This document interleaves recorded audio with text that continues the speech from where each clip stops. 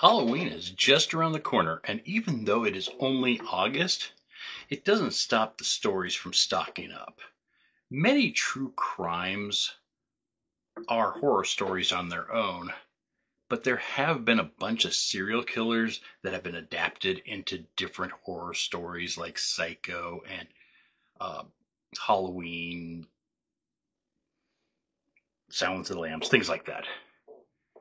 And one of the such killers is Ronald DeFeo Jr. Well, welcome back to my channel. It's Monday. I'm taping this and it is going to be airing on Monday, like I said that I would start doing. So, welcome back if you are a current subscriber. If not, if this is your first time, then thank you for showing up. I hope you enjoy. Please feel free to leave comments if there's serial killers that you want to know more about or think that people should learn about from your state, city, country. Please leave them in the comments and I will try to get to them in the future. I try to release this once a week. I take brief hiatuses from time to time, but I'm trying right now to make sure that I do it nonstop. So, with that said, please like, share, subscribe, and give a thumbs up because that helps with demographics. So let's start off with Ronald Joseph DeFeo Jr. and his story. So, Ronald DeFeo Jr. was born September 26, 1951, in Brooklyn, New York. His parents were Ronald Sr., which I'll just call him Sr. from now on, and Louise DeFeo, and they led a comfortable upper middle class lifestyle in Long Island. Sr. was a hothead and often violent toward his family. Ronald would get the brunt of this. Sr. had high expectations for Ronald, who never lived up to those expectations. Sr. would make sure Ronald knew of his anger and his disappointment for his failings, which really bothered Ronald. If a bad home life wasn't enough for Ronald, it got worse at school. He would get tormented by other kids since he was a shy, chunky, chubby kid when he was growing up. And once he became a teenager, he started lashing out at all the other kids and his father. His mom and dad got him psychiatric treatments, but he refused to go to any of the appointments. So to counteract this, his parents decided to start buying him things, hoping that this would get his behaviors to improve. It didn't help. He got kicked out of school for his violence toward classmates, so he had that going for him. At 17, Ronald found the pleasure of drugs. LSD and heroin were his main choices, along with lots of booze. Not knowing what to do, his dad got him a job at his car dealership. Ronald kind of came and went as he pleased at this job, and he had spent all of his money on alcohol and drugs. And then he found a new love, guns.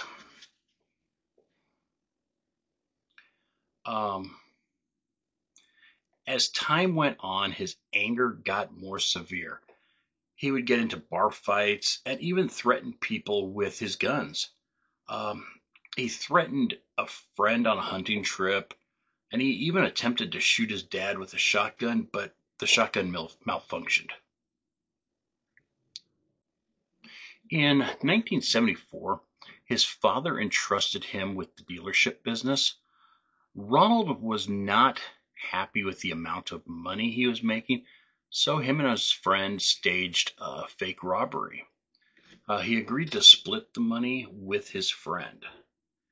It went well, and he would have gotten away for it if it wasn't for the police who came to the dealership to question him, and he exploded at them. Assuming that he had something to do with it, his father came and questioned him to try to get him to cooperate with the police. At this moment, Ronald threatened to kill his dad. Unfortunately, with all my research and all the stuff I read on this, I could not find anything else about the robbery. It didn't say what happened after he blew up at his dad. And it didn't really matter, though, because things would really change in a few short weeks. Like in the early mornings of November 13th, 1974, he snuck through the family home, going from room to room with his .35 caliber Marlin rifle. He started with his dad and shot his dad twice in the back and shot his mom twice. They were both 44 and 42 respectively. The next, he went to his 12-year-old and 7-year-old brother's room. Mark, who was 12, and John was 7. He shot both of them once. Lastly, he went into his sister's room, shooting 13-year-old Allison and then 18-year-old Dawn in the head. After the massacre, he did what every other serial killer does. He went and took a shower. He placed his bloody clothes and gun into a pillowcase and left for work. He threw the pillowcase into a storm drain on his way to work. While at work, he acted like he didn't know anything or why his dad didn't show up for work. He said that his dad was getting ready to come to work. He doesn't know why he never showed up. He also placed multiple calls to his home in front of his coworkers, trying to hide the truth. And then out of boredom, he decided to leave work at noon and go hang out with friends. While he was with them, he continued to try to reach his family by phone. By 6 p.m., he left to go check on his family because he was so concerned, and made sure he told his friends what he was doing. Once he got home, he ended up calling one of his friends and explaining what he found upon coming home. He said that somebody broke into the home and murdered his whole family. His friends came over to the house and they contacted the police. Detectives questioned Ronald, and he blamed the mafia for the murders, stating that Louis Fellini could be the killer. But Louis was out of town at the time. While the police were investigating, they found an empty box for a Marlin gun. But there was no gun in the box. The cops also noticed that all the family were still in their pajamas. And he was telling people that Senior was getting ready to go to work, but he was still in his pajamas laying in bed. As they questioned Ronald with new details about this, he kept changing his story. One time he stated that Fellini had accomplices show up and put a gun to his head, making him go from room to murder his family.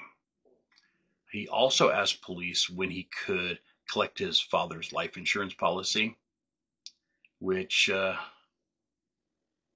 sent up red flags for the police.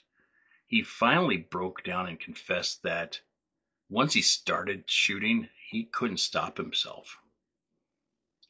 The trial started a year later on October 14th, 1975. Ronald eventually stated that he was possessed by Satan, and in the trial he stated that he heard voices and that the family was conspiring against him, so that's the reason he killed them all. Dr. Harold Zoland thought differently. He stated that Ronald suffered from antisocial personality disorder, and that the drugs he used and the alcohol worsened his issues. He went on to say that Ronald was well aware of his actions and that he carefully disposed of his evidence and even made up an alibi for himself. He did all this to mislead the authorities. So on November 21st, on November 21st, 1975, the jury agreed with the doctor and found Ronald guilty of 6 counts of second-degree murder. He was sentenced to 6 consecutive life sentences. He was sent to the Green Haven Correctional Facility in Beekman, New York. In 1992, Ronald stated that he made up hearing voices and that he never heard any voices. He also stated that his attorney told him to do this because it would make it more attractive to book and movie contracts. He also accused his 18-year-old sister, Dawn, of the murders. He stated that she murdered the family and then tried to kill him, so he killed her instead. An interesting fact, though, about the murders is that all the victims were found face down with no signs of struggle. There was no sign of a silencer used for the rifle and no evidence of sedatives put into their bodies. So I guess the one big question everyone has with it is, how did he manage to go from room to room killing his family without waking them or without them moving around to run away? So that's kind of a creepy part of it. You know, even though the real story is about Ronald and the rest of the DeFeo family, his declaration of possession fueled everyone's mind. The house soon became known as the Amityville Horror House, with a number of books and movies growing from the rumors. The most known book was by J. Anson, The Amityville Horror, which was published in September of 1977.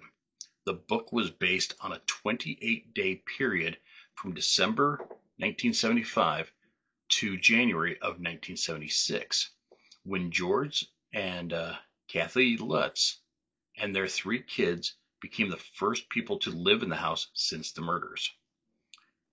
The family had left the house saying that they were terrorized by paranormal entity when they lived there. This, of course, has been questioned many times.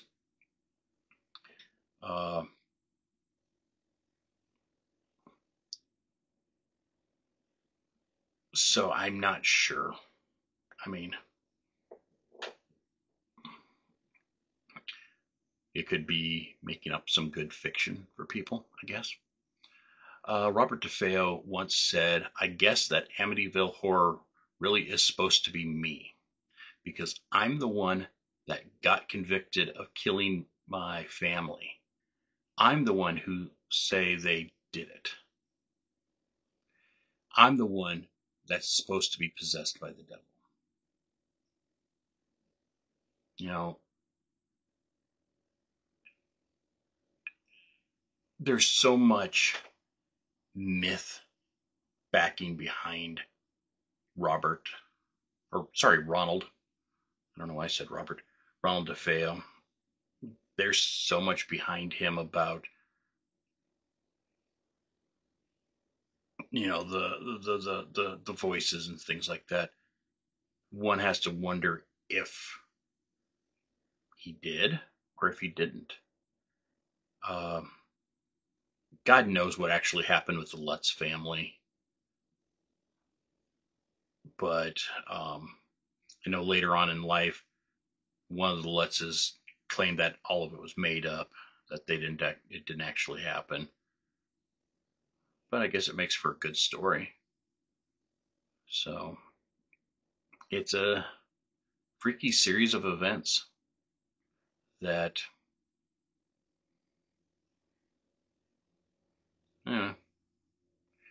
made a house the star of a movie, essentially. So that is the story of Robert DeFeo.